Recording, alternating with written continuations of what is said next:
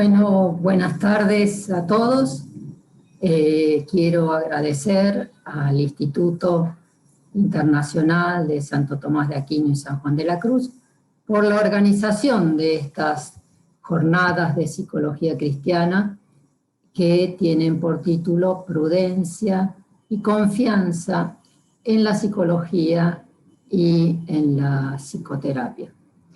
Mi tema dentro de este contexto va a ser el tema de la prudencia y la felicidad. Es un tema que me gusta mucho porque creo que el tema de la felicidad es fundamental y muy central en la psicología y mucho más en la psicoterapia. Todos los hombres quieren ser felices, buscan la felicidad. El ser humano está llamado a ser feliz y este es el verdadero sentido de la vida. Pero muchos se equivocan. Esta felicidad o beatitud es un bien perfecto, dice Santo Tomás, que no puede consistir en las tantas cosas imperfectas que hoy en día buscan desesperadamente los hombres en el mundo.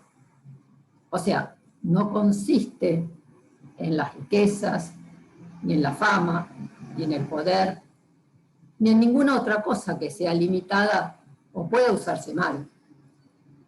La felicidad suprema no puede ser tampoco un bien exterior, o sea, no puede ser una cosa que se compre y que lo puedan tener los buenos y los malos y el que tenga plata pueda comprarlo.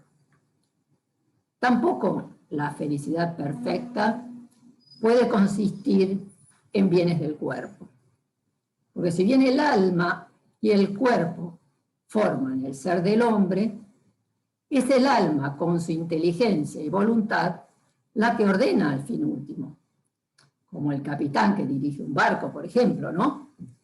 Ya que no es el hombre su propio fin, porque no es el sumo bien. Y esto contrariamente, un poco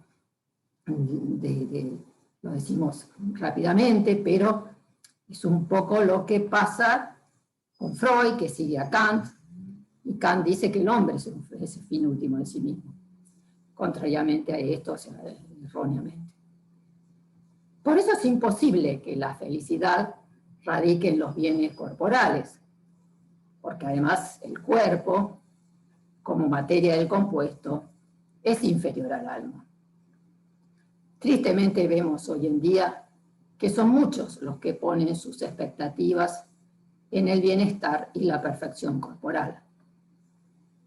Pero tampoco puede dar la felicidad del placer sensible, tan exacerbado en el mundo actual, especialmente desde mediados del siglo XX, con la famosa revolución sexual, y que es buscado incluso hasta los límites de lo más irracional y perverso. Lamentablemente nuestra cultura, cada vez más materialista y atea, no solo promueve, sino que inclusive lleva al sistema educativo, o sea que desde la más tierna infancia, en muchos países de manera obligatoria y coercitiva, lleva este tema del placer sensible como la panacea para todos los males que aquejan la existencia humana, y sobre todo como un derecho absoluto a decidir sobre cualquier tipo de placer deseado, aunque sea el más irracional y hasta contra natura. Sin duda, en esto ha tenido un papel decisivo el psicoanálisis y todo el pansexualismo en que se haya sumergida nuestra cultura. Es más, el placer sensual aparece en reiteradas ocasiones como un intento de llenar el vacío de una vida descarriada y por lo tanto de la felicidad ausente o imposible de alcanzar. Muchas personas concurren al psicólogo justamente porque se equivocan respecto de dónde encontrar la felicidad. Sin duda no yerran en sus deseos profundos y en su búsqueda ansiosa y hasta muchas veces diríamos desesperada de felicidad, y aún más en la medida en que no la encuentran y que lo que encuentran no los satisface. Entonces, ¿en qué se equivocan? Se equivocan cuando buscan bienes aparentes, ficticios. Se equivocan en aquello en lo que piensan que pueden hacerlos felices, en el objeto en que radica la verdadera felicidad. Y más en la sociedad actual, que no solo nos muestra, sino que nos sumerge, y hasta podría decirse nos ahoga, con promesas de falsas felicidades. Sin embargo, no solo se equivocan los hombres cuando ponen todas sus expectativas de felicidad en las cosas creadas y finitas, como las riquezas, los placeres, la imagen social, el poder, etc., sino que yerran también cuando buscan la verdadera felicidad mediocremente. O sea, cuando hay mucha gente que sabe que el fin está en la vida eterna, pero sus deseos de Dios tienen menos intensidad que los deseos de las cosas mundanas. Y como no puede haber dos fines últimos, la sed de Dios pasa a un segundo lugar y queda sometida a los otros deseos mundanos. Y esto sucede con muchas personas, quizás muy religiosas, con prácticas exteriores religiosas, pero que aún están apegadas a las cosas terrenales que las tientan como capaces de dar algo de felicidad. Decía Santa Teresa, no apoquen los deseos, es decir, no se achiquen en la búsqueda de la felicidad y en el deseo de Dios. Recordemos continuamente lo que dice San Pablo. Ni ojo vio, ni oído oyó, ni por mente humana han pasado las cosas que Dios ha preparado para los que le aman. La felicidad es el bien propio y perfecto del hombre, que tiene carácter definitivo. Es el mayor bien que podemos tener. Por eso no es compatible con ningún mal. La felicidad suprema tiene que ser suficiente por sí misma, plenamente saciativa del apetito del hombre, ya que si pudiera desearse algo más, no sería el fin último y bien supremo. Por lo tanto, no se encuentra en ninguna criatura, porque las criaturas tienen la bondad participada. Entonces solo se encuentra en Dios, que es el único que puede llenar la voluntad humana como bien infinito. La perfecta felicidad es la operación por la que se une la mente del hombre con Dios en la vida eterna, de manera única, continua y sempiterna. De esta manera, no puede alcanzarse en la vida presente debido a las múltiples actividades e interrupciones que tenemos continuamente, pero sin embargo, aquí puede conseguirse una felicidad imperfecta, participada, y que será tanto más continua y única en la medida en que se lleve una vida más contemplativa, una vida unificada en la contemplación de la verdad y en la actividad que se ordena a la contemplación. Dice San Agustín que la beatitud es el gozo de la verdad. En la felicidad perfecta, el alma goza en la visión de la esencia divina, que es la esencia del bien. Dios entrega la recompensa a quien la merece. Y así la voluntad también reposa, se deleita, goza. Pero la felicidad comienza en este mundo, donde también podemos ser felices de manera imperfecta, pero en camino a esa felicidad perfecta, para la cual se requiere la vida virtuosa, la rectitud de la voluntad ordenada al último fin. La vida buena, la vida virtuosa, es la vida feliz. Ciertamente hay un camino de méritos relacionados entre sí y de mayor perfección que nos dan esa felicidad incoada, que se inicia que se inicia en la vida terrena y tiene su plenitud en la patria celestial. Hay una relación ascendente. Esto lo hace Santo Tomás, lo sigo de cerca a Santo Tomás, y dice que hay una relación ascendente perfectiva. Las virtudes teologales y cardinales, el despliegue de los dones del Espíritu Santo y las bienaventuranzas. Sin duda es un camino de gracia, porque la gracia es el principio de la gloria. Se necesita la vida virtuosa para llegar a la felicidad. La prudencia, que trata sobre los medios que conducen al fin, nos lleva a la felicidad, porque delibera, juzga y preceptúa con rectitud en orden al fin bueno de toda la vida humana, y esto no sin la gracia. La prudencia es la virtud que consiste en la recta razón en el obrar, que nos muestra y guía por el camino correcto con el conocimiento de las cosas que debemos buscar o evitar en vías al fin. Según San Isidoro, citado por Santo Tomás, dice que prudente significa el que ve a lo lejos. Es el que conoce el futuro a través del presente o del pasado. La prudencia trata de los medios que llevan al fin.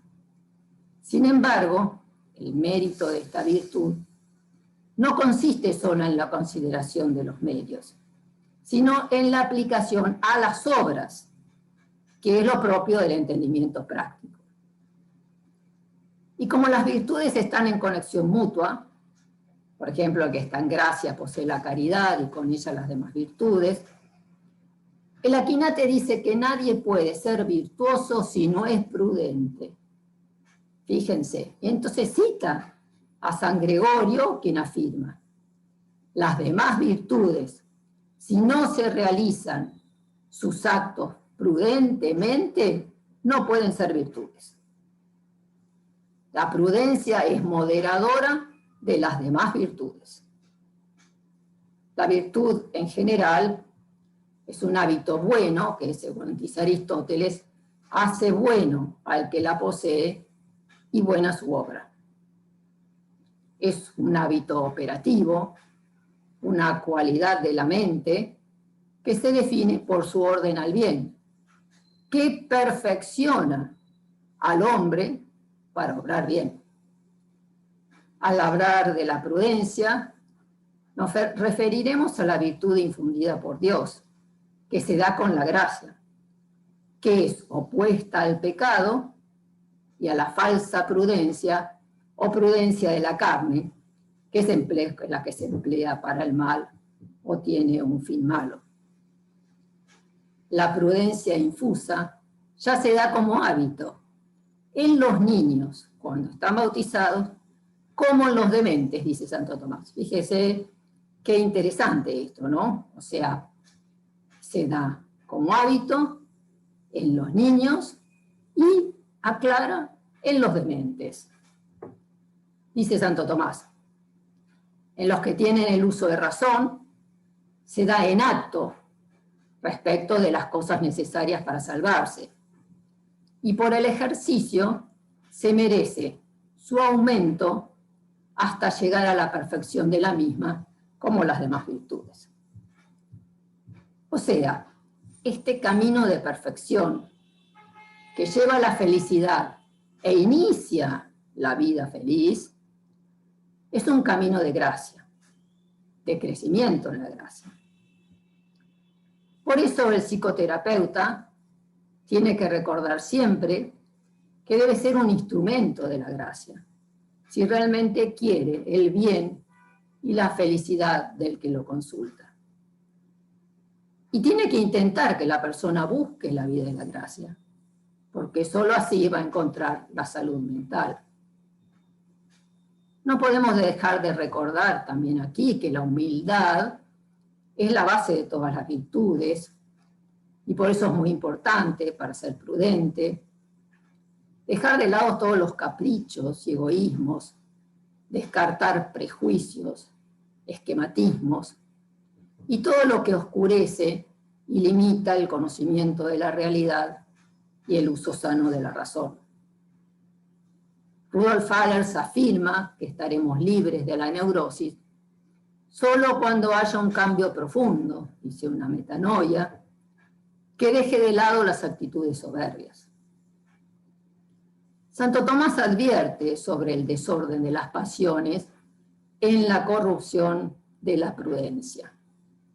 Los neuróticos son imprudentes justamente por el desorden que tienen en su personalidad.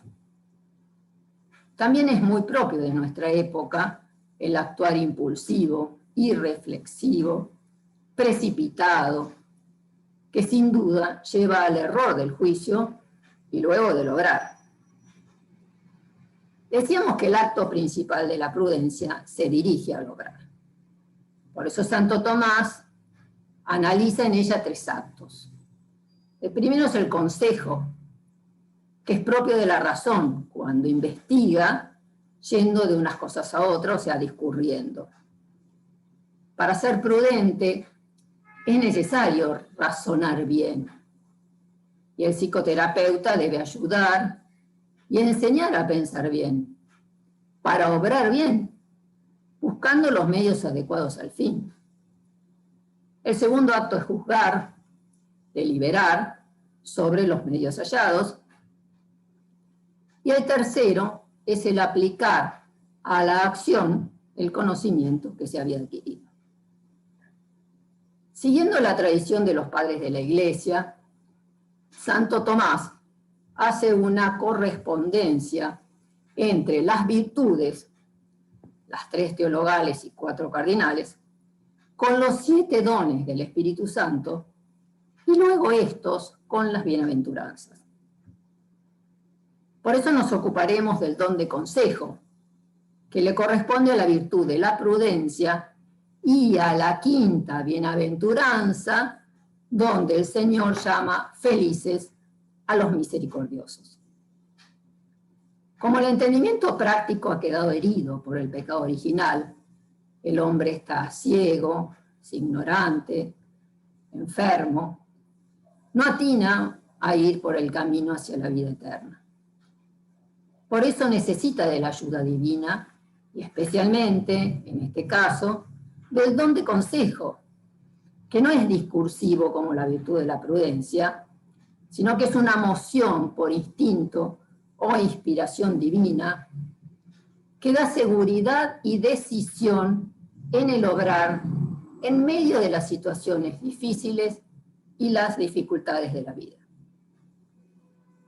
El don de consejo perfecciona la virtud de la prudencia. Las virtudes producen actos al modo humano, y en cambio, con los dones, se obra al modo divino.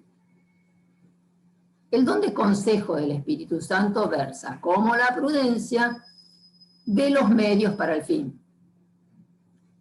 Dios mueve a cada criatura según su propio modo de moverse. Y lo propio de la criatura racional es moverse a través de la inquisición de la razón, que es lo que llamamos consejo, según los datos que la razón puede conocer. Pero como la razón humana no puede abarcar todas las situaciones singulares y contingentes, puede caer en muchos errores que lo desvíen del fin. Por eso, en esta investigación o indagación, necesita de la dirección divina que conoce todas las cosas. Y esto es lo propio del don de consejo, por medio del cual el hombre es dirigido recibiendo el consejo de Dios. La razón humana se relaciona con la razón divina como lo inferior respecto a lo superior, porque la razón divina es regla suprema de la recta conducta humana. Por eso la prudencia adquiere la máxima perfección cuando la razón, luego la conducta, es regulada y movida por el Espíritu Santo. Los dones se caracterizan por una moción al modo de instinto o inspiración, y así perfeccionan a las virtudes que se hallan limitadas y condicionadas por la desproporción de la naturaleza ante las exigencias de lo sobrenatural. No olvidemos que las virtudes tienen como principio la razón humana, que dirige a la acción virtuosa. Sin embargo, tiene que haber también en la persona una disposición más perfecta para ser movida por un motor más elevado, que es el principio divino. Justamente por eso el don de consejo ayuda y perfecciona a la prudencia. Y dice Santo Tomás, todo lo que se mueve debe ser proporcionado al principio de su movimiento. Y la perfección de lo que se mueve, en cuanto tal, consiste en una disposición por la cual se deja mover bien por su motor. Fíjense, tiene que haber una disposición por la cual se deja mover bien por su motor. Lamentablemente, nuestra cultura tan racionalista limita y cierra esta necesaria disposición para dejarse mover por un principio superior.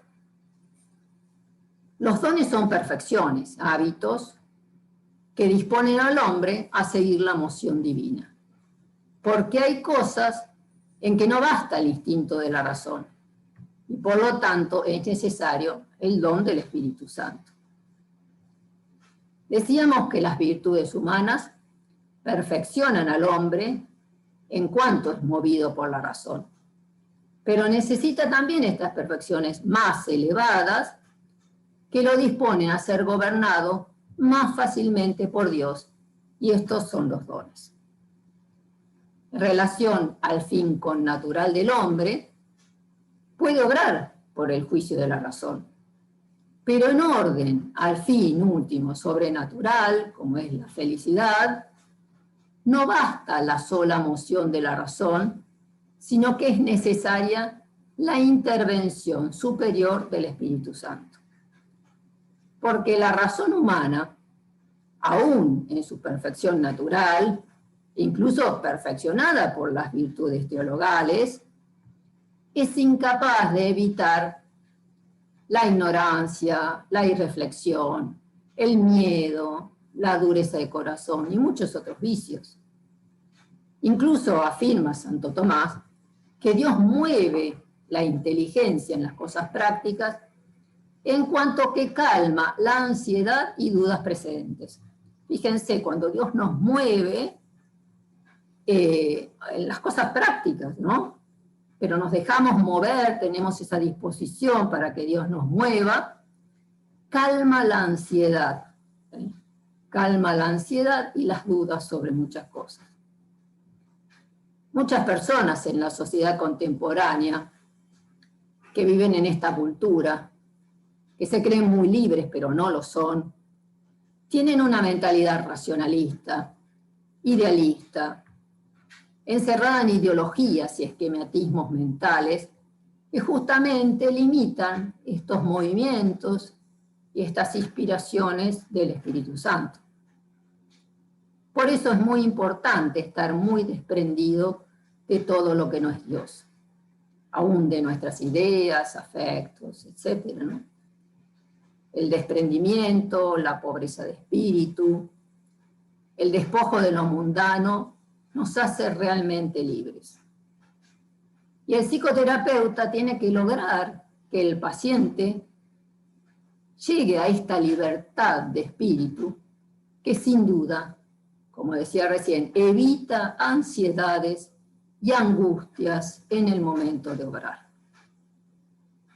Santo Tomás observa algo muy importante para los psicoterapeutas, Y es que cuando la mente humana es movida por el Espíritu Santo, por el don de consejo del que estamos hablando, dice, se hace apta para dirigirse a sí misma y a los demás. Por eso es importante que el psicólogo también lleve una vida virtuosa y tenga la intención de un camino de perfección para poder aconsejar correctamente a las personas que atiende. Este es además un camino progresivo de sanación psíquica que se da tanto en el psicólogo como en el paciente al que guía. Los dones del Espíritu Santo son hábitos operativos y sus actos son las bienaventuranzas. Como hemos dicho, Santo Tomás relaciona las virtudes con los dones que las perfeccionan y los dones con las bienaventuranzas que le corresponden. Las bienaventuranzas se refieren a la felicidad, perfección suma del hombre, y entonces el Aquinate muestra una gradación de las virtudes a los dones y de los dones a las bienaventuranzas, como progresión de lo menos perfecto a lo más perfecto.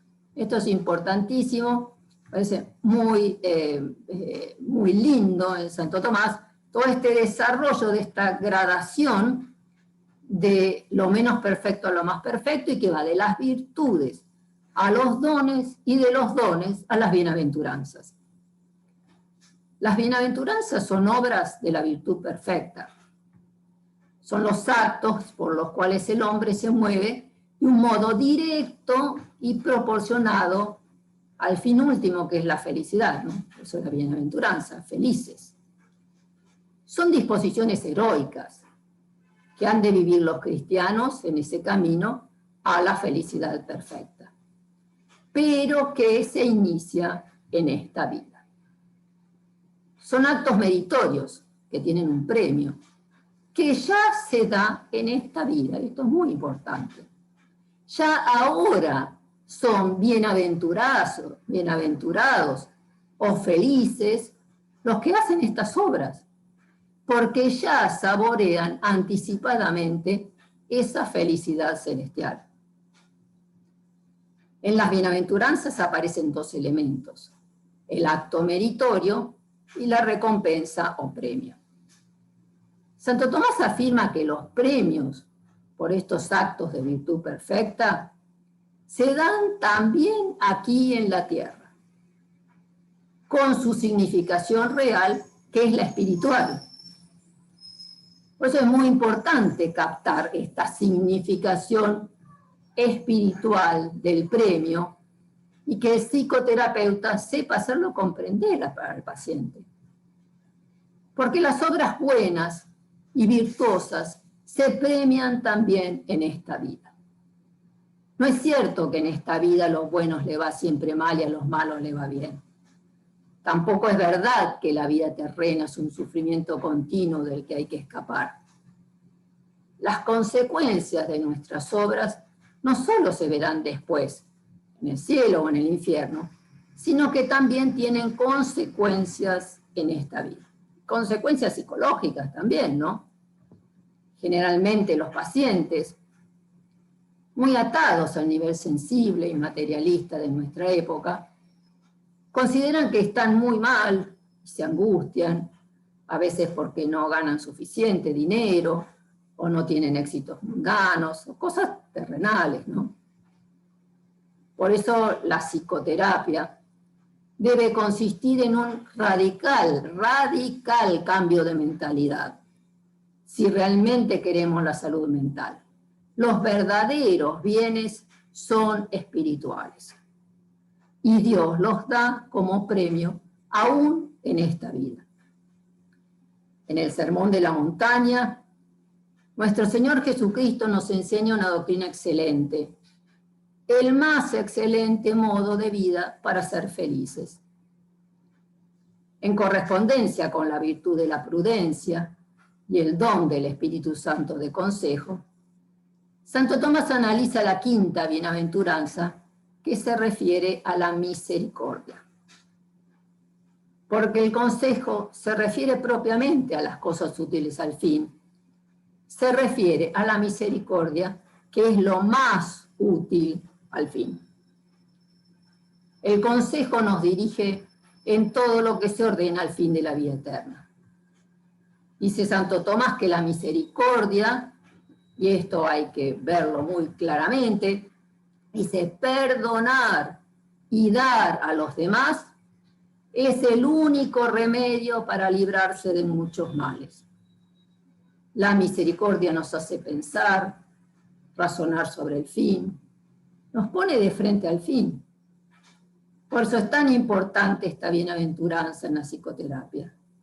Y sobre todo recalcar esto que acabamos de decir, que afirma Santo Tomás, que es repitiendo las palabras de San Agustín.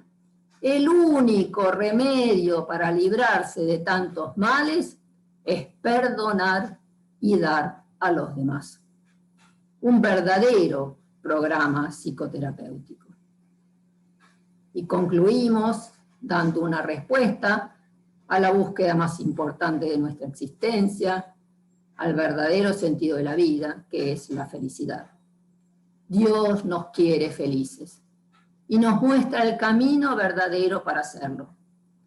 Un buen psicoterapeuta debe alentar este camino de perfección que nos libra de tantos y tantos males y nos enfrenta a la verdadera felicidad.